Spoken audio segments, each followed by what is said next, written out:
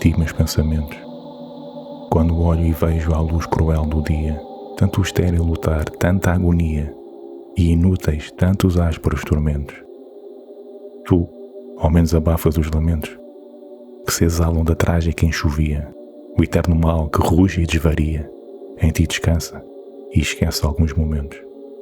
Oh, antes tu também adormecesses, por uma vez e eterno inalterável, caindo sobre o mundo te esquecesses, e ele, o mundo, sem mais lutar nem ver, dormisse no teu seio inviolável. Noite sem termo, noite do não ser.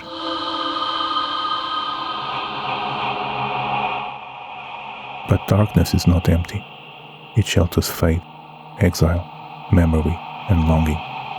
Across 8 paintings, Portugal learned to give those shadows a face. Every painting is made with light. These paintings are shaped just as powerfully by what the light cannot reach. Created between 1828 and 1913, they do not tell the complete history of Portuguese art, nor do they reveal one timeless national soul. They offer something more intimate: belief, exile, landscape, thought, identity, music, night, and departure, each held inside a field of shadow. Here, darkness is not empty. It shelters, isolates, remembers, and waits. These are the shadows of Portugal.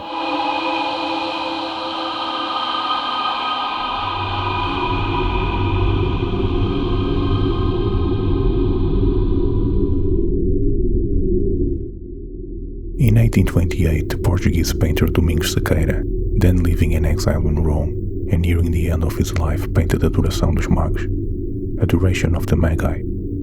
It belonged to a final group of 4 religious works created during the last years of his career. The canvas is crowded, but the crowd does not control the scene. The light does. A pale star appears above Bethlehem, and its beam passes through mist, bodies, and fabric, drawing every movement towards Mary and the infant Christ. Sequeira had been trained in traditions of neoclassicism, where clarity, balance, carefully defined forms were highly valued. But here, that order begins to dissolve. Figures emerge from the darkness, recede into it, and sometimes seem to disappear altogether. Fate is no longer presented as something fixed and monumental. It arrives as illumination, fragile, fleeting, yet powerful enough to give order to the darkness.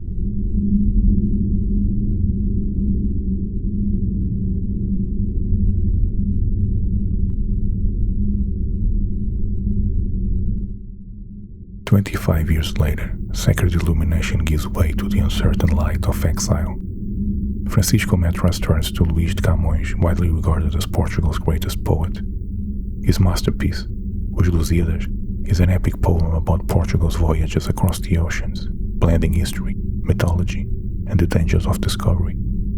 Metras places him in the legendary Grotto of Macau, a distant Portuguese outpost on the coast of China, where tradition imagined Camões writing part of his epic while living far from home.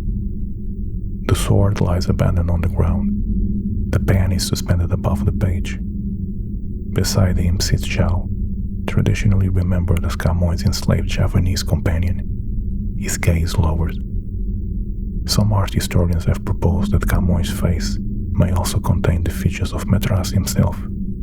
If so, the painting holds 2 exiles at once: the poet imagined by the painter, and the painter quietly hidden inside the poet. Dense browns close around them, leaving only the face, the pages, and fragments of stone exposed to the light. There is no heroic voyage here, no empire, no glory of discovery. Greatness has been stripped of triumph. What remains is something quieter, the act of creating while far from home.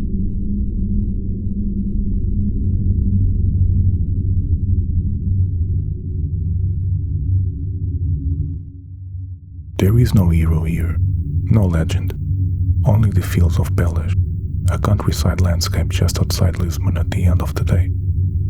Silva Porto painted this landscape around 1879 and became central to the arrival of Naturalism in Portuguese painting. Yet, this is not a bright demonstration of open-air color. Its boldest decision is restraint. a sunset almost without red. Light survives only along the edges of the clouds. Below, the land gathers into a compact, penumbral mass, thick with ragged pigment. Matras gave exile a human body. Silva Porto turns it into a horizon. Nothing dramatic happens, but the whole canvas documents a departure, the gradual departure of the day.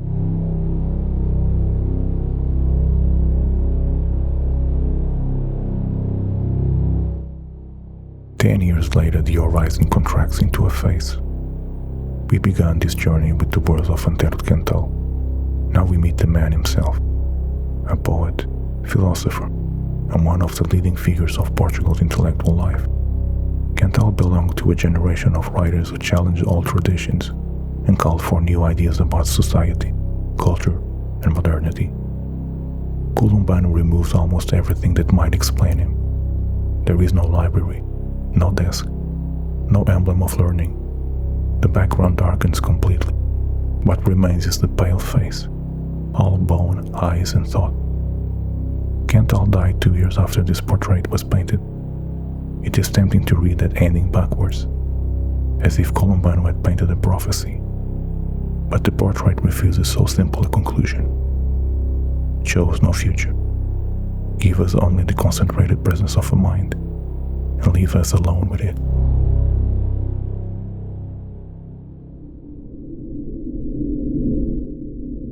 Another face emerges from black, but now the painter and the subject are the same person. Aurélia Sousa studied at the Academy of Fine Arts in Porto, in northern Portugal, entering at the age of 27 before continuing her training in Paris. Around 1900, she painted herself without a studio, an easel, or any symbol of her profession. There is only a red coat, a pale face, and a gaze that meets ours directly. The Museu Nacional Soares dos Reis in Porto, where the painting is today, draws attention to its striking frontality. The figure seems to rise from a black ground, while the oval face occupies the exact center of the canvas. Nothing distracts from the encounter. In Columbano's portrait, we study a man withdrawn into his mind. Here, Aurélia controls the terms of her own appearance. Shadow does not consume her identity. It clears the space in which she states it.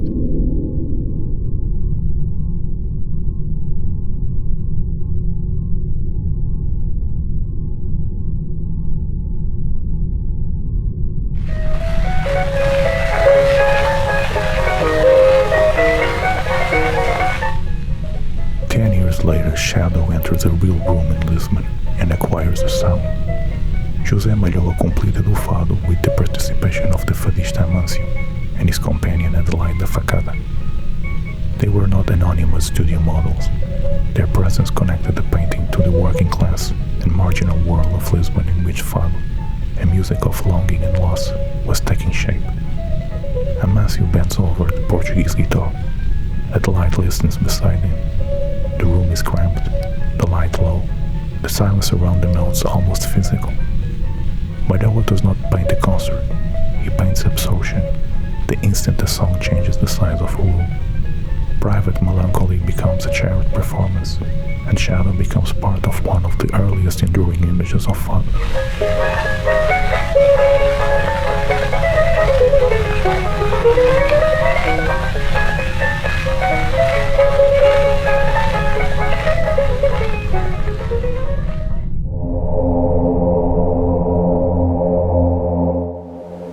One year later, António Carneiro gives darkness almost the entire canvas. At first, Nocturnal seems to offer very little. Water, a line of houses, a handful of lights and the glow of the moon. But look longer. Yellow, pink, and violet press gently against the black. The shore becomes visible not through detail, but through interruption. Carneiro was one of the leading figures of symbolism in Portuguese painting, a movement that used the visible world to imply emotion, memory, and inner states. Here, the landscape is more than a place. It becomes a mood. Yet, this night is not simply an image of doom. It also suggests protection, contemplation, and renewal. Darkness becomes a shelter, a pause in which the next day is already forming.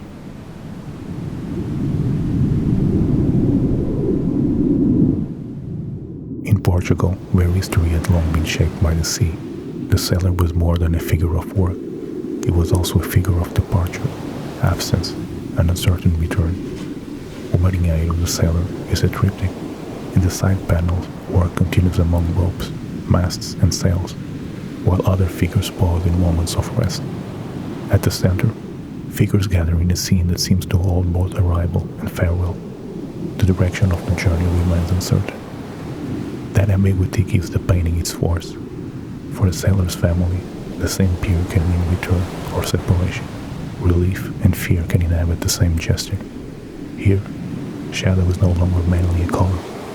It is the unknown beyond the frame, the voyage that has ended, or the one about to begin.